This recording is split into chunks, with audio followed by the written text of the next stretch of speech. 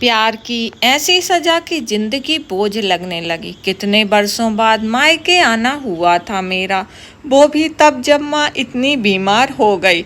Doctor साहब जवाब दे चुके थे, पता नहीं कौन सी व्यस्त था मेरी। आज सोचती हूँ तो खुद ही नहीं समझ पाती, लेकिन उस बार घर से किसी का फ़ोन आया था कि आपकी माँ काफ़ी बीमार है, याद कर रही हैं आपको। मुझे क्या पता था कि माँ की ये चला चली की बेला होगी और उनके प्राण मुझे देखने के लिए अटके होंगे। माँ का निस्तेज चेहरा और पीली आंखें देखकर मुझे रुलाई आ गई। मुझे पहचान कर माँ के होंठ कुछ कहने के लिए फड़फड़ाए। मैंने अपने कान उनके होंठों से सटा दिए। कुंती के पत्र अलमारी के ऊपर और माँ टूटते स्वर में ऐसा कह रही थी। मैंने उनके ही सामने अलमारी के पल्ले खोल दिए। अलमारी के ऊपरी तल्ले में रखा एक छोटा सा चौकोर का डिब्बा लाकर माँ को थमा दिया। माँ ने उसे छुआ और हल्के अस्पष्ट स्वर में बोली, ढूंढ लेना कुंती को, मिल लेना उससे। और माँ दुनिया छोड़कर चली गई। उस समय उनके पास मेरे सिवा कोई नहीं था। मैंने चुपचाप वो डिब्बा संभालकर अपने पास रख लिया। कुंती बुआ, मेरी बचपन की सहेली, माँ की ननद और बेटी जैसी, क्यों कहाँ खो गई मुझे आज तक नहीं पता चला। किसी ने उन्हें ढूंढने की कोशिश भी नहीं की। कितनी सुंदर थी बुआ, बिना माँ बाप की बेटी बुआ, बड़े भाई और भाभी की शरण में रहने वाली बुआ, बड़े भाई के डर से हकलाने वाली बुआ। आज लगातार याद आ रही है उनकी। एक सवाल मन में आता है, बुआ तो कहीं गुम गई थी ना? फिर माँ के पास उनके पत्र। माँ बताती थी कि उनके ब्याह के समय बुआ बस 8 बरस की थी। वो भाभी का पल्लू पकड़े उनके साथ डोलती रहती थी। ननद भाभी से पहले उनका माँ बेटी का रिश्ता बना हुआ था। बुआ को माँ ने उनके हिस्से का खूब प्यार दुलार दिया।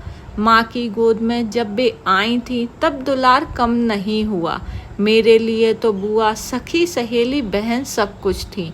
मेरा बचपन बुआ के साथ बीता। हमारी उम्र में भले ही 10 साल का अंतर था, लेकिन सारे खेल हम एक साथ खेलते। इक्कड़ दुक्कड़ गुड्डे गुड़ियों का ब्याह, चर्रा ठटरा और ना जाने क्या क्या। मैंने उस चौकोर डिब्बे में रखे पत्रों को खोलना शुरू किया। पहला पत्र, भाभी, मैं उस नरक से आई हूँ जहाँ मैं मर मर कर जी रही हूँ। मुझे उम्मीद है कि तुम मुझे माफ़ कर दोगी। दूसरा पत्र, मैं राहुल के साथ हूँ भाभी, विश्वास करो कि मैं बहुत सुखी हूँ। पता है अब मैं हकलाती भी नहीं हूँ। तीसरा पत्र, कभी मेरी गृहस्थी देखने भी आना भाभी, हम दोनों को अच्छा लगेगा। हम दोनों मतलब मैं और राहुल। बहुत से पत्र थे, लेकिन वो पत्र घर के पते से नहीं भेजे गए थे। बुआ का पता भी उन्हीं पत्रों में लिखा हुआ था। राहुल, मैंने राहुल को याद किया। वो काफ़ी साल पहले पीली कोठी में रहने आता था। उसके घर वाले और रिश्तेदार किसी के ब्याह के लिए पीली कोठी में रुके हुए थे। पीली कोठी इसलिए किराए पर दी जाती थी। वहीं राहुल, जो बुआ से कहा करता था, कुंती, तेरे बाल अभी सोने जैसे हैं, जब चांदी जैसे हो जाएंगे तब तू और भी सुंदर दिखेगी। और कुंती बुआ की आंखें झुक जाती थी, गाल गुलाबी हो जाते थे। कई बरस पहले की बात है। उस दिन बुआ ने अपने घुटनों तक अपने बालों को लपेट कर जूड़ा बनाया था। हमारे कैंपस में लगा हुआ आम का पेड़ बौराया था। कुछ कैरियां आ चुकी थी। हम लोग पत्थर मार मार कर कैरियां तोड़ रहे थे। 8 बरस की थी और बुआ 18 बरस की। अचानक देखा कैरियां पटापट गिरने लगीं। पलट कर देखा तो हमारे गेट पर एक लड़का खड़ा हुआ था। बुआ की हम उम्र का था। उसके साथ हाथ में गुलेल थी। मैंने दौड़कर गेट खोला और वो लड़का कैंपस के भीतर। बुआ अपने आंचल में कैरियां बटोर रही थी। उठकर खड़ी हुई तो उनका जूड़ा खुलकर पीठ पर बिखर गया। वो लड़का उन्हें एकटक देखता रहा। उनकी आंखों में कुछ ऐसा था जो बहकर बुआ की आंखों में उतर आया। उस दिन से हमारे खेलों में एक और साथी शामिल हो गया। राहुल अक्सर बुआ के बंधे बाल खोल देता, रेशम सोने जैसे सुनहरे बाल। खुले बाल लिए बुआ हंसती रहती। राहुल ने हमारी दोस्ती के बारे में किसी को पता नहीं था। पीली कोठी के पीछे एक छोटा सा ताल था। गर्मी की सुनसान दोपहरी में जब माँ सो जाती या बहुत से कपड़ों की सिलाई करती रहती, तब हम लोग राहुल के साथ उस ताल में कमल देखने जाते। उसी ताल में कागज की नाव तैराते। वो बचपन के भोले दिन, स्वच्छ, निश्चल और पवित्र। ऐसे ही एक दिन हम लोग राहुल के साथ पीली कोठी चले गए। वहां शंख फूंकती एक स्त्री ने बुआ के गाल पर ढेर सारा सिंदूर मल दिया। थोड़ा सिंदूर उड़कर बालों पर गिर गया। सिंदूर पहुंचते हुए जब बुआ घर वापस आई तो माँ गंभीर थी। बाबा भी दफ्तर से लौट आए। शायद उन लोगों को हमारा राहुल से मेलजोल पता चल गया था। बुआ घबराकर हकलाने लगी। शायद वो कहना चाहती थी वो राहुल को पसंद करती हैं, लेकिन कह नहीं सकी। राहुल हमारी जात बिरादरी का नहीं था और ये बाबा को हजम नहीं हुई। उस दिन के बाद हम लोग पीली कोठी कभी नहीं गए। जिस दिन राहुल जाने वाला था वो हमारे घर के गेट तक आया। काफी देर खड़ा रहा। उसे किसी ने नहीं देखा, लेकिन मैंने देख लिया। मैं भागी हुई गेट तक गई। वो मुझे कुछ थमाकर चला गया। ताल से लाया कमल का एक फूल और सिंदूर की डिब्बी। ऐसा देते हुए बस यही कहा उसने, कुंती के लिए, और वो चला गया हमेशा के लिए। मैं उदास थी उसके लिए, लेकिन उस रात बुआ खूब रोई। उसके कुछ दिनों बाद ही बुआ का विवाह हो गया।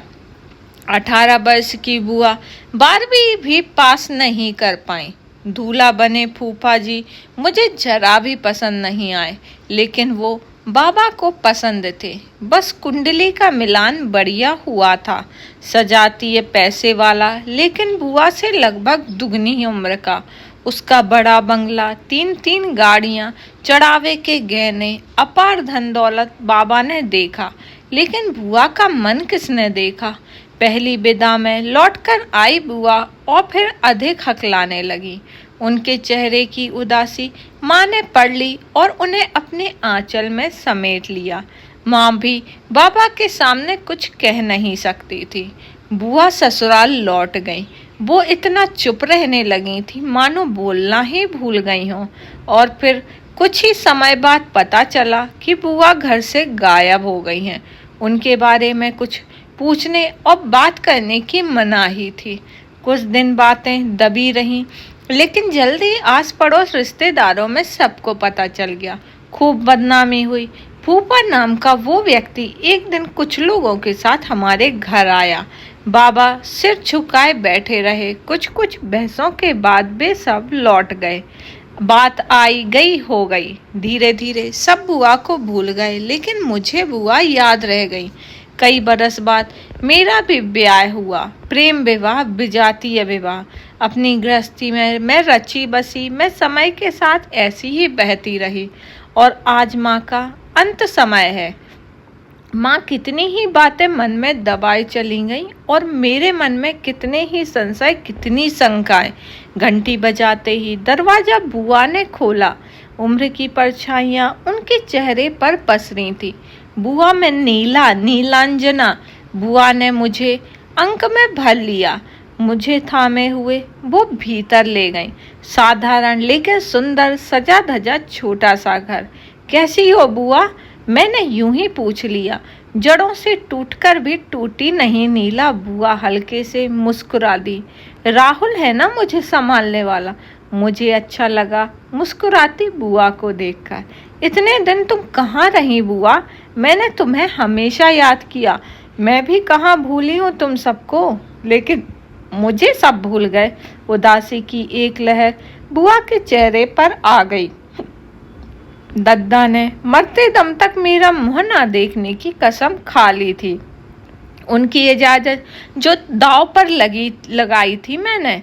छिपते छिपाते भाभी की एक सूत्र जुड़ा रहा बस। वो माँ है ना मेरी। माँ भी अब नहीं रही बुआ। ये सुनते ही बुआ की आंखों के कोर गीले हो गए। कुछ देर सन्नाटा। कुछ कहूँ नीला, सुनेगी? बुआ ने भरे गले से पूछा, मानो कितना कुछ मन में दबा हो।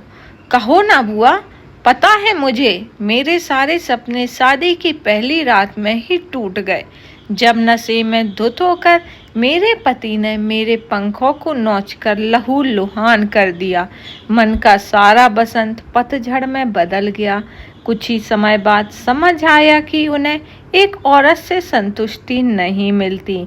नातेदारी की लड़कियों से लेकर घर की मेहरी महराजन तक उनकी बुरी नज़र रहती है। बहुत झगड़े मचे, बहसबाजी हुई, लेकिन कुछ हासिल नहीं हुआ। वो वैसे के वैसे ही रहे। बस मैं ही आश्वासन बन गई थी, जिससे अपनी कोई इच्छा कहाँ होती है।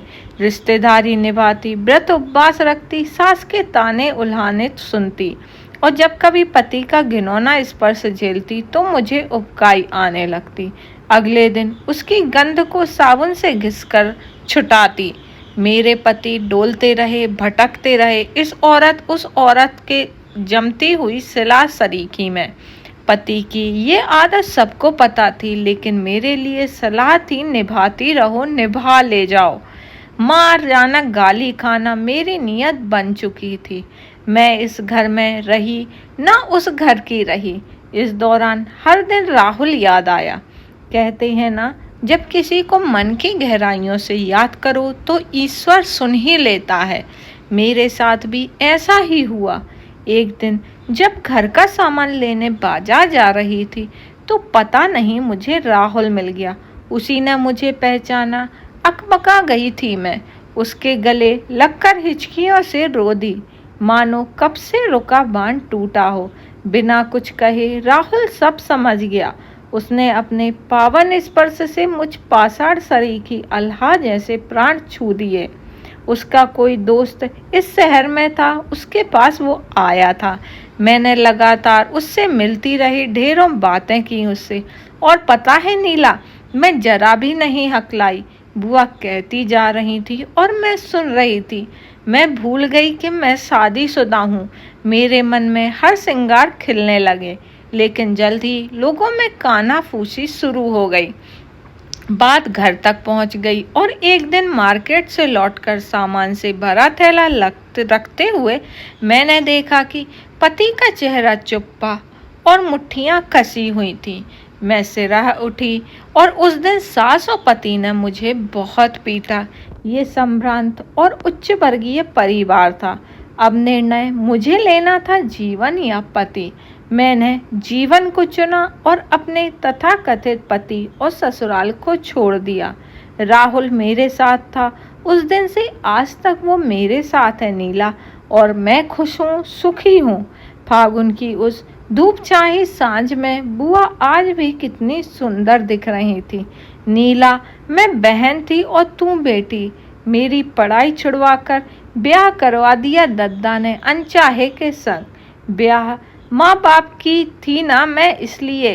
तूने भी तो प्रेम विवाह किया दूसरी जात में, फिर दद्दा कैसे मान गए? ये समय समय की बात है या बहन और बेटी का फर्क? मैं सिरा उठी थी बुआ के चेहरे और आंखों का दर्द पड़ते हुए।